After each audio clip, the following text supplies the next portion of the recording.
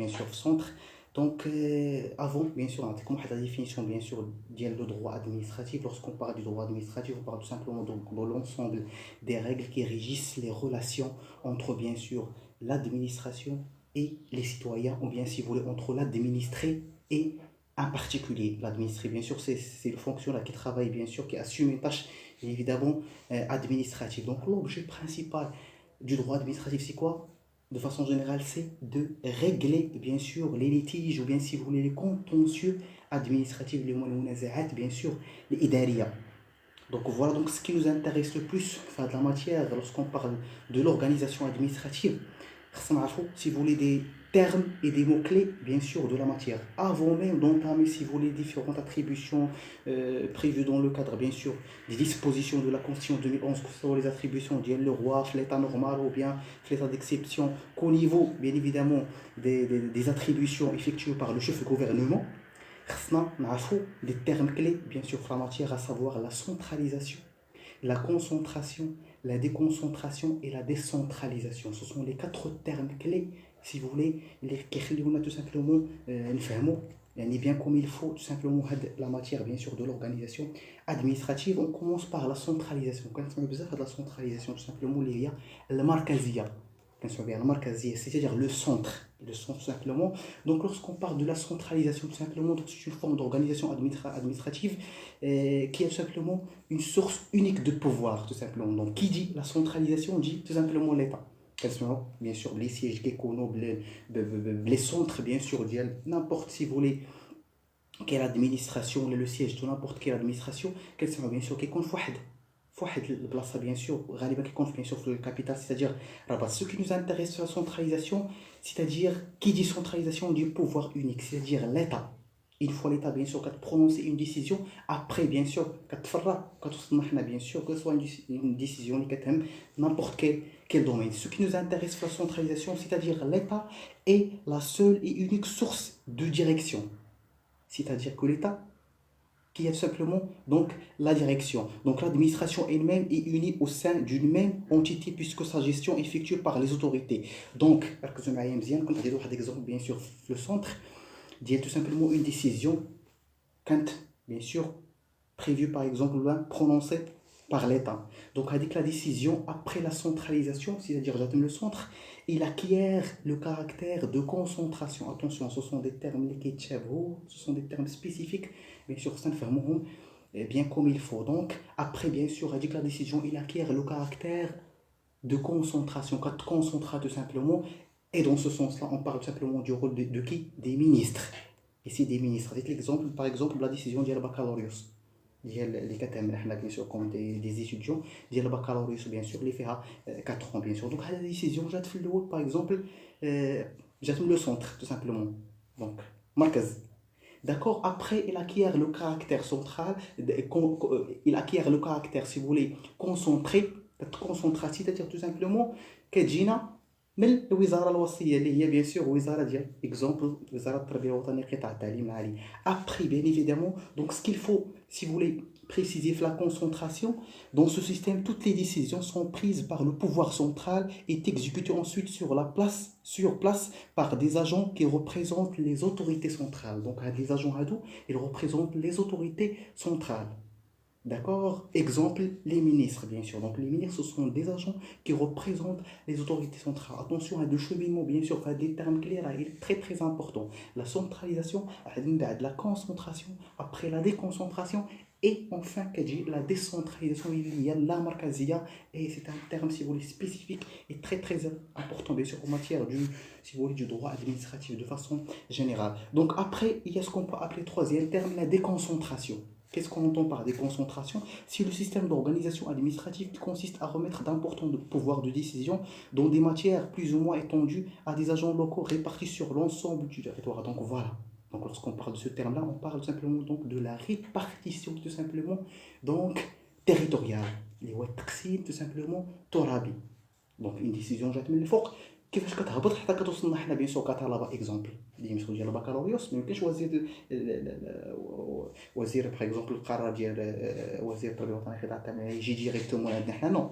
دونك il doit tout simplement respecter un cheminement, un organigramme bien sûr administratif pour que l'information bien sûr exacte et claire bien sûr et officielle. Donc après bien sûr كتجي عند exemple toujours في l'exemple ديالنا كتجي عند les présidents par exemple ديال les universités exemple l'université de Nozor. Donc le président bien sûr de l'université qui est lancé bien sûr باش توصلنا حنا bien sûr une décision كتوصلنا حنا bien sûr باش نفهموها ونطبقوها bien sûr.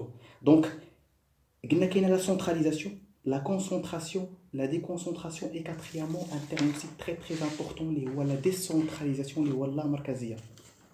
D'accord? Les voix bien sûr, la markazia. C'est quoi la décentralisation? C'est le système tout simplement dans lequel des tâches administratives, des pouvoirs de décision sont remis sur l'ensemble du territoire à des organes qui ne sont pas des agents du pouvoir central, mais qui sont des représentants des citoyens. D'accord? On a directement ce qu'on peut appeler les élections, bien sûr, législatives, exemple. Les présidents, bien sûr, par exemple, 2021. Donc, des représentants. Donc, une décision, par exemple, par exemple, je sais pas, et ça, par exemple, le Maroc Karabakh, par exemple, le Maroc Naïa, exemple. D'accord? Donc, c'est une décision. D'accord? Donc, قرار. Donc, هذا القرار كيحترم واحد le cheminement, bien sûr. C'est-à-dire, كيكون عند الوزاره الوصيه ابري كيمشي لاس لي بريزيدون دي ريجيون رؤساء الجهات لي رؤساء الجهات بيان سور هادو كيكونوا بيان سور كيدوزو باغ اليكسيون ماشي باغ ظاهر ولا باغ دي اليكسيون بيان سور رؤساء الجهات ابري بيان سور كيمشيو رؤساء الاقاليم سيدير المجالس الاقليميه اي كيوصلوا بيان سور لي كومون وكيجوا تو سامبلومون عند لي représentants bien sûr des citoyens les ممثلين tout simplement ديال les citoyens. Vous voyez comment exemple l'exemple dire par exemple جنيد العسكري. Voilà, c'est un exemple par exemple. Donc الوزاره الوصيه par exemple le ministère de l'intérieur كتحاول دير des tâches bien sûr par exemple داك السيد كيجي كيدق عليك خطا كيقول لك انت فوالا راه عندك لي كونديسيون باش انك تلتحق بينا بالسلك. دونك هنا انت مع من كتعامل نورمالمون كتعاون مع ان اجون دوتوريتي اللي هو كيتسمى باغ اكزومبل اللي هو المقدم. داكوغ لان غادي نوريكم بعد. Existe bien sûr un cheminement, un organigramme au sein bien sûr du ministère aussi de l'Intérieur. Je dis que la décision en tant que citoyen bien sûr. Ce qu'il faut noter, toujours dans le cadre de la décentralisation, c'est un système assez démocratique parce qu'il permet de faire participer les administrés à la gestion des affaires qui les concernent directement. C'est-à-dire d'une manière directe. كنحاولوا نهضروا فرونسي بالعربيه comme ça باش حتى الناس bien sûr بالو لي الناس ديال الدروا العرب يفهموا. Nous sommes ici pour l'essentiel c'est de comprendre bien sûr la matière bien comme il faut en arabe ou en français. L'essentiel هو كلشي يستاهل لينا الطلبات فيها الناس ديال الدروا arabe. Donc نحاولوا toujours dans le cadre de la décentralisation on va essayer de parler. Existe une typologie de la décentralisation liée à la markazia. Il y a en premier ce qu'on peut appeler la décentralisation territoriale, il y a la markazia tourabia, et deuxièmement la décentralisation fonctionnelle, la wadifia. C'est-à-dire tout simplement comment les agents bien sûr d'autorité, etc. fonctionnent au sein bien sûr du territoire, tout en respectant bien sûr l'organigramme et l'organisation bien sûr administrative du royaume bien sûr du Maroc. Donc lorsqu'on parle de la décentralisation territoriale, il s'agit tout simplement, c'est clair, de la division du territoire en collectivité qui a pour but de prendre en compte les intérêts de la population circonscrite au sein de cet espace. Donc le territoire marocain est en effet divisé en régions. Vous savez que le territoire marocain fait bien sûr 12 régions. Après, Inch'Allah, on va vous des fiches, bien sûr, comme ça, des détails pour comprendre les termes bien sûr clés. Donc, il y a ce qu'on peut appeler en premier lieu les préfectures. Il y a les provinces et il y a bien sûr les communes. Donc cette division du territoire opérée par les instances centrales ne fait pas perdre à ces dernières leur pouvoir au niveau local. C'est-à-dire les entités locales sont en effet considérées comme des prolongements bien sûr de l'action centrale. Il ne s'agit que d'une redéfinition du territoire destinée bien sûr à permettre une meilleure application des indications, etc. Ce qu'il faut noter, il existe donc un contrôle sur la bonne application de la règle de droit, mais aussi sur les actes budgétaires des collectivités, etc. C'est-à-dire que les bien sûr responsables doivent bien sûr appliquer bien sûr les décisions bien comme il faut. D'accord? Donc ça pour ce qui est de la décentralisation territoriale. Ce qui nous intéresse, comme si vous voulez des étudiants, par exemple, débutants en S2 faire la décentralisation territoriale, il faut comme quoi existent des régions, des préfectures, des provinces et des communes. Baraka alaikum. En tant qu'étudiant, bien sûr, du première année. Clair. Donc ça pour ce qui est, bien sûr, de la décentralisation territoriale. Deuxièmement, est-ce qu'on peut appeler la décentralisation fonctionnelle? Fonctionnelle, tout simplement, au-delà des divisions territoriales, des spécificités de services sont mises en place. C'est-à-dire que chaque division, chaque organe doit tout simplement exercer sa tâche administrative d'une manière exacte, claire, sans faute. D'accord? Ça pour ce qui est bien sûr de la décentralisation, bien sûr, fonctionnelle. حاولوا هذه termes ديال centralisation, décentralisation, concentration, déconcentration نفهموهم نكتبوهم en français en arabe باش نستوعبوهم نعرفوا de quoi il s'agit. D'accord? Comme ça غتكون la définition bien sûr غتكون باينة. Après, il y a aussi ce qu'on peut appeler les régions. Les régions, les régions, les régions. Il existe comme maintenant 12 régions bien sûr au Maroc. Donc, il y a une typologie tout simplement. Il y a ce qu'on peut appeler la régionalisation politique, l'IA, l'Jihaouia, Siasia, d'accord? Et deuxièmement, la régionalisation fonctionnelle, l'Jihaouia, l'Wadhifia. Alors, pour ce qui est de la régionalisation politique, c'est tout simplement, c'est de type politique lorsqu'elle tend à reproduire au niveau des régions une forme quasi-étatique du gouvernement qui se reflète à travers, d'une part, l'adoption des structures de pouvoir similaires à celles de l'État et jouissant des compétences, etc. Et d'autre part aussi la mise en place d'un ordre juridique régional qui a pour but d'instaurer des rapports hiérarchiques entre les régions et les collectivités et de superposer bien sûr graduellement à l'ordre étatique dont l'importance décroît au fur et à mesure, bien sûr que s'élargissent les compétences accordées aux régions. Donc lorsqu'on parle tout simplement donc, de la régionalisation politique, on parle tout simplement de président bien sûr de la région, d'accord? Exemple bien sûr ce ça monsieur Hafidi, Ibrahim Hafidi c'est le président. Bien sûr l'ADA ديالو اللي كيكونوا bien sûr de différents partis politiques. هما اللي كينتخبوا كيصوتوا عليه bien sûr. D'accord? Après كاين رؤساء المجلس رئيس المجلس الاقليمي اللي عنده bien sûr حتى هو bien sûr النواب ديالو عنده bien sûr comment dirais-je le bureau ديالو. D'accord? Et après كاينين bien sûr les communes اللي هما les بلديات et les représentants des citoyens. Donc vous voyez comment donc même au niveau de la région là كاينه واحد une certaine organisation administrative. C'est-à-dire واحد la décision جات le président de la région qui تجي directement كتجي doivent tout simplement respecter l'organisation organigramme, c'est-à-dire des organes administratifs avec la décision bien sûr comme des citoyens bien sûr. Donc ça pour ce qui est de la régionalisation politique. Après, est-ce qu'on peut appeler la régionalisation fonctionnelle lorsqu'elle donne tout simplement aux régions la possibilité d'exercer certaines fonctions leur permettant de contribuer au développement économique et social des populations. Voilà, et dans ce sens-là, on parle des attributions tout simplement effectuées par les tout simplement par qui? Par bien sûr les régions et par le conseil si vous voulez régional. Bien sûr les attributions ayant pour but principal bien sûr le développement, que ce soit social, économique, politique, industriel, etc. L'essentiel bien sûr c'est quoi? C'est le développement bien sûr de la région. D'accord? Donc voilà un aperçu, si vous voulez, sur les termes clés essentiels. Si c'est vrai que ما عدويتش على les détails ولكن لان حتى الوقت لا بيدرس يكون يحترم واحد الوقت. Donc voilà pour ce qui est bien sûr de la centralisation, la décentralisation, la concentration et la déconcentration. La décentralisation territoriale politique et la régionalisation politique et, si vous voulez, fonctionnelle aussi. Donc maintenant, on va essayer de parler de l'administration de l'État. Donc, est divisé en deux types d'organes. Les organes centraux et les organes locaux. D'accord? De l'administration. Lorsqu'on parle des organes centraux, on parle de l'État et du gouvernement. Pardon, on parle du roi et du gouvernement. Le Malik, le Hukuma, ce sont des organes centraux, bien sûr. Donc ça, tout simplement, nous pousse à traiter les attributions de chaque organe.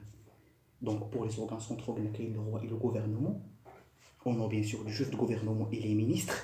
Donc attention, بالنسبة للناس ديال S2 عفاكم comme le code de la Constitution de 2015. Le code, tout simplement, prévoit l'ensemble des dispositions effectuées, bien sûr, l'ensemble des attributions, si vous voulez, que ce soit les attributions effectuées par le roi, l'état normal, et en état d'exception, et au niveau aussi, si vous voulez, des attributions effectuées, que ce soit par le chef de gouvernement, là, par les ministres. Là, la vidéo, on va essayer de vous donner juste, de jeter un coup d'œil sur les attributions, les mohimi.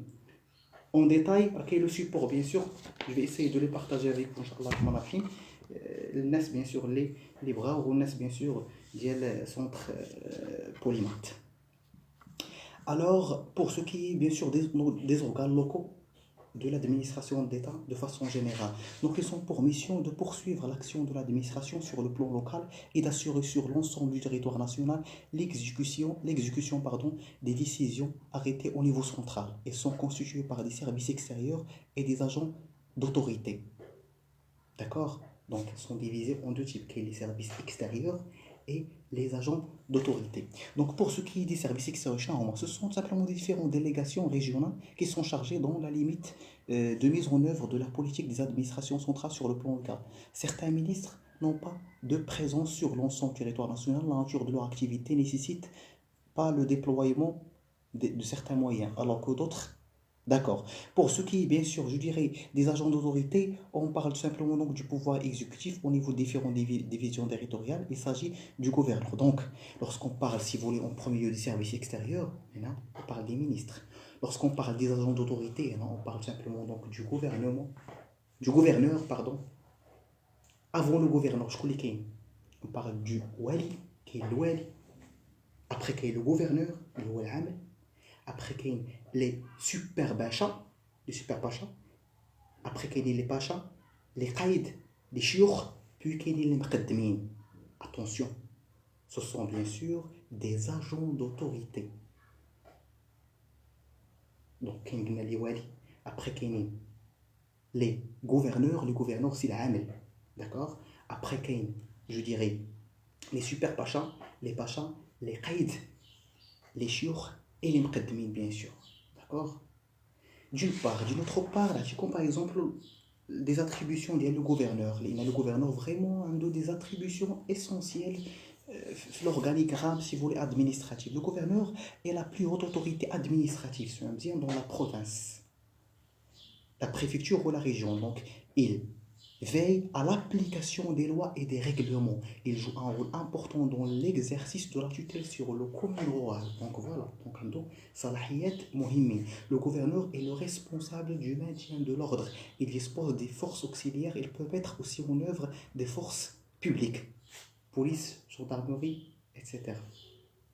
Donc vous voyez, donc vraiment le gouverneur, la fiche à dire a fait plusieurs attributions du gouverneur, c'est à vous, bien sûr, de les lire si vous voulez en détail.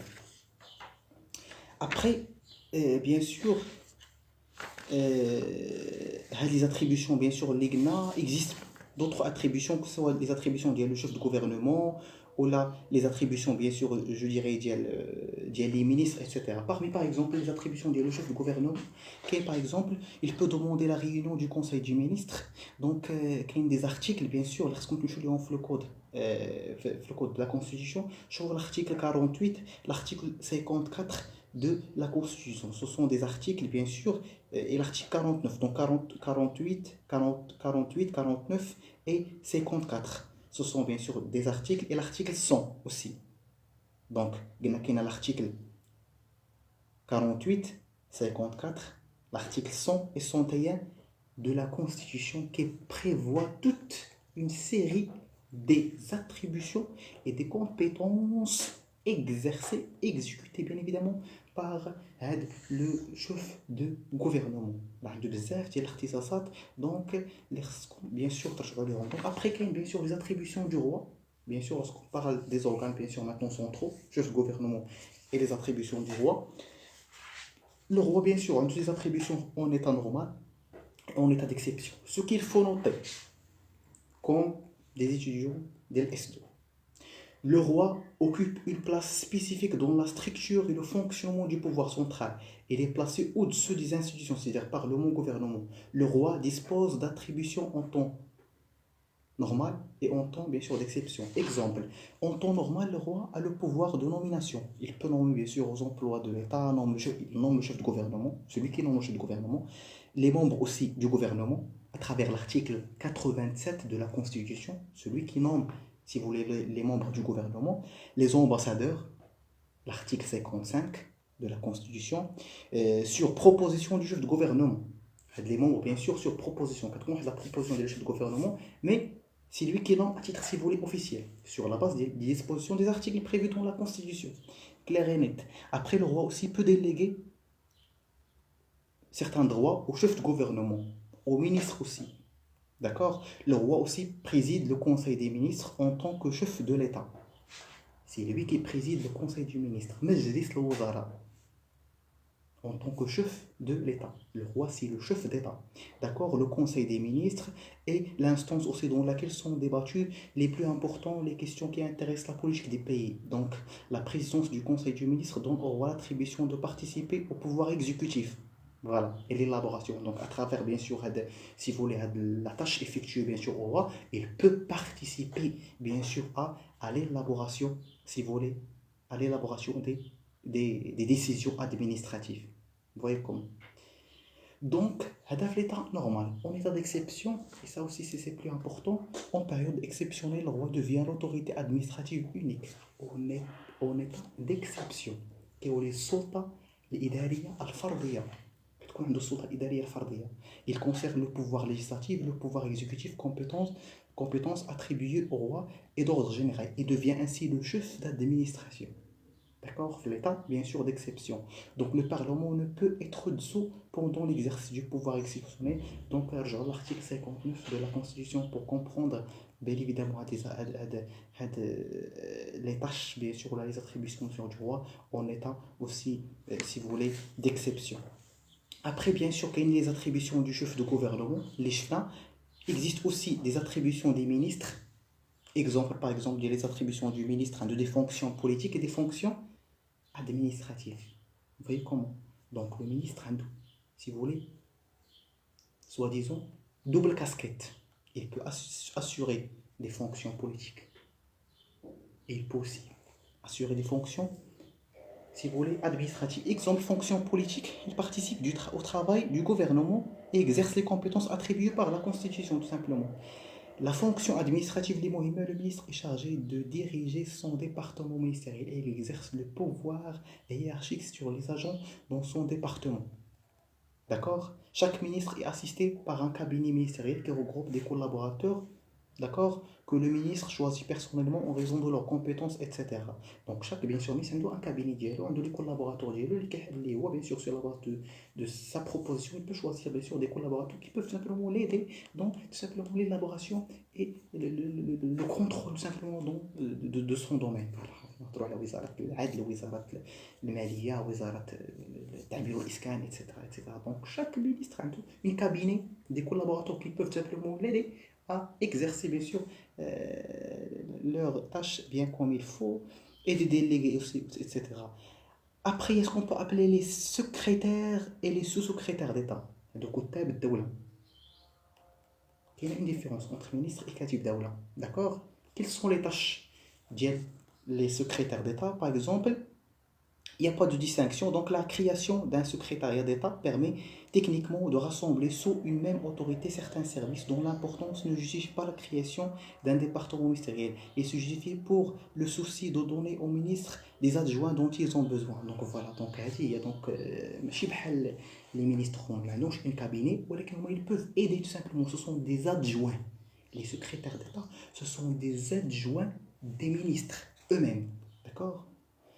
Donc le rôle du secrétaire d'État est de seconder le ministre auprès duquel il est désigné ou le décharger d'une partie de son activité, bien sûr. Il peut exercer une tâche parmi autres, bien sûr, sous contrôle, sous direction du ministre et de son cabinet. Donc c'est un adjoint. Lorsqu'on parle du secrétaire d'État, c'est un adjoint, bien sûr, du ministre. Après, il y a finalement ce qu'on peut appeler l'administration locale décentralisée. Et dans ce sens-là, on parle simplement des communes, des baladiettes, on parle bien sûr des collectivités préfectorales et provinciales, on parle des régions et on parle aussi des préfectures. Donc, head, bien sûr, la partie c'est une partie très très importante, les faire l'administration locale.